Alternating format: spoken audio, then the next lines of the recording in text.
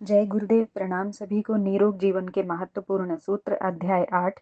Last topic में हमने पढ़ा था कि भ्रांतिपूर्ण धारणा है कि मांसाहार से बल वृद्धि होती है, शरीर को पौष्टिकता मिलती है, जबकि ऐसा नहीं है। शाकाहारी चीजों से उससे भी अधिक पौष्टिकता मिलती है।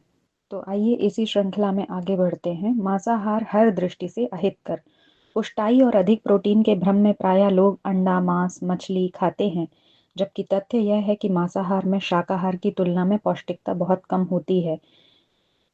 पशुओं के जिन अंगों का मांस खाद्य रूप में प्रयुक्त होता है, उनमें वैज्ञानिकों के अनुसार यूरिक एसिड की मात्रा अधिक होती है। इसके जमा होते रहने से गठिया, मूत्र रोग, रक्त विकार जैसी घातक बीमारियां शरीर को जकड़ लेती हैं। अपनी जटिल संरचना के कारण मांस अच्छी तरह पचता भी नहीं, अतः पाचन संस्थान का गड़बड़ा जाना स्वाभाविक है। इसके सेवन से बुद्धि भ्रष्टता पनपती है, सो अलग। शाकाहारी इन व्यवस्थाओं से बहुत कम ग्रसित पाए जाते हैं। मानवीय काय संरचना और उसकी क्रिया प्रणाली वनस्पतियों के पूर्णता अनुकूल है, अन्यथा बीमार पड़ने पर मनुष्य को शाक और फलों पर क्यों रखा जाता है? स्वाभाविक भोजन को देखते ही उस रूप में खाने की इच्छा सभी की होती है। अन्न, फल, शाक यही मनुष्य का स्वाभाविक एवं मौलिक भोजन है।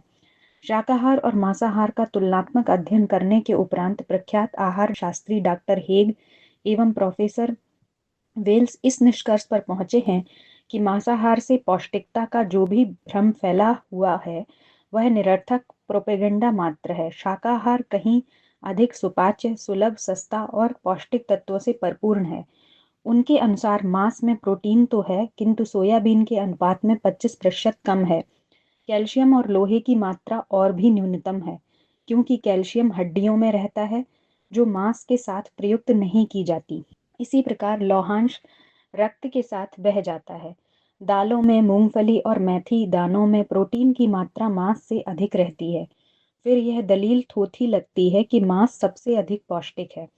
दालों में प्रोटीन का अनुपात 22 से 24% और कार्बोहाइड्रेट 56 से 60% तक रहता है, जबकि मांस में प्रोटीन 13 से 18% और कार्बोहाइड्रेट की मात्रा नगण्य ही रहती है। जहां तक चिकनाई का प्रश्न है, मांस से मात्र 4 से 13% चिकनाई प्राप्त होती है, जबकि गाय भैंस के घी से 78% तक चिकनाई मिलती है। अतः शाकाहारी भोजन पौष्टिक तत्वों की दृष्टि से किसी भी तरह कम नहीं है। मांस भक्षण से अधिक बलवान बनने की भ्रांत धारणा को दूर करने की दृष्टि से पिछले दिनों स्वीडन के वैज्ञानिकों ने खिलाड़ियों पर कुछ प्रयोग किए। परीक्षणोपरांत पाया गया कि सर्वप्रथम 3 दिनों तक पूर्ण मांसाहार पर रखकर जिन 25 नवयुवकों को साइकिल दौड़ में सम्मिलित किया गया था, 60 मिनट बिना थकान के साइकिल चलाते रहे। इसके बाद 3 दिनों तक मांसाहार और शाकाहार के मिश्रित आहार पर रखकर परीक्षण किया गया। देखा गया कि इन युवकों को 105 मिनट तक थकान नहीं आई, किंतु अंत में पूर्ण शाकाहार खिलाकर जब साइकिल दौड़ में उनका परीक्षण किया गया, तो 150 से 160 मिनट तक बिना थके सभी युवक साइकिल चलाते रहे। यह मात्र भ्रम है कि शक्ति व ऊर्जा के लिए मांसाहार अनिवार्य है। शुद्ध शाकाहारी भोजन, अनाज और आलू जैसे उत्पाद ही अगर सही ढंग से प्रयोग में लाए जाएं, तो हमारे शरीर में प्रोटीन की मात्रा कम न पड़ेगी। द्वितीय महायुद्ध के बाद यूरोप के प्रसिद्ध शिक्षा शास्त्री डॉक्टर आर्गस्टेन ने जन साधारण के स्वास्थ्य का परीक्षण किया तो पाया कि मोटा अनाज और आलू खाने वालों को औसत 90% ऊष्मांक प्राप्त हो जाते हैं।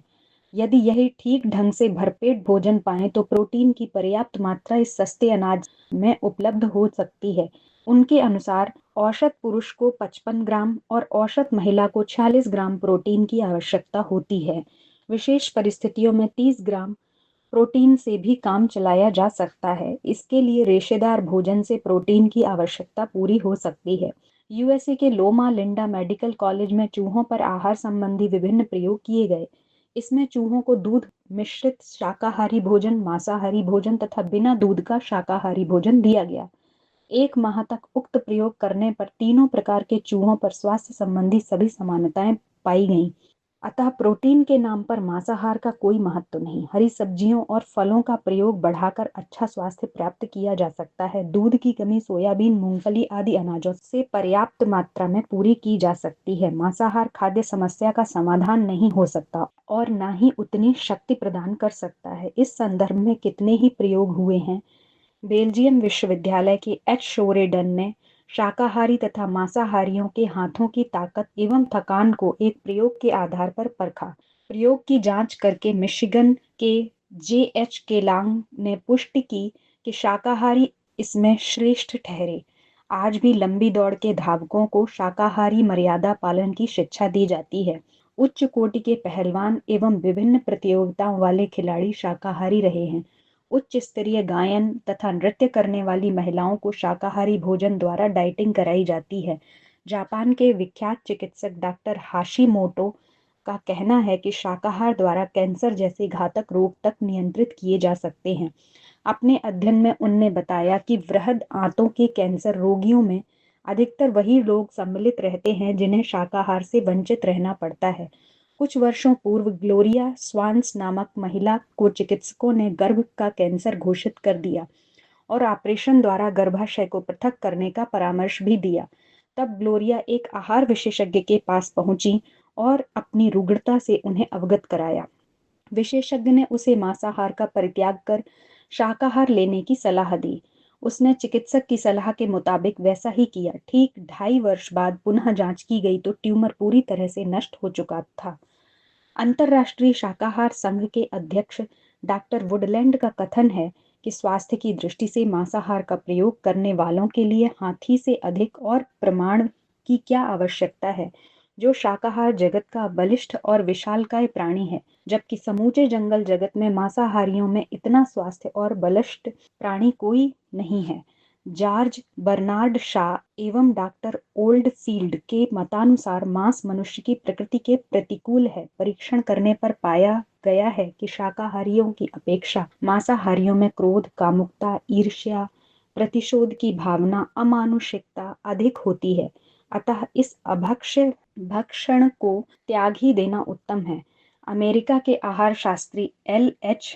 एंडरसन के अनुसार बुद्धिमान मनुष्य द्वारा निरीह प्राणियों का वध मांस के लिए न उचित है और न शोभनीय, जबकि संसार में शाकाहार प्रचुर मात्रा में है तथा उसे उगाने में मनुष्य पूर्ण समर्थ है। तो आज के टॉपिक में हमने पढ़ा कि मांसाहार हर दृष्टि से अहितकर है।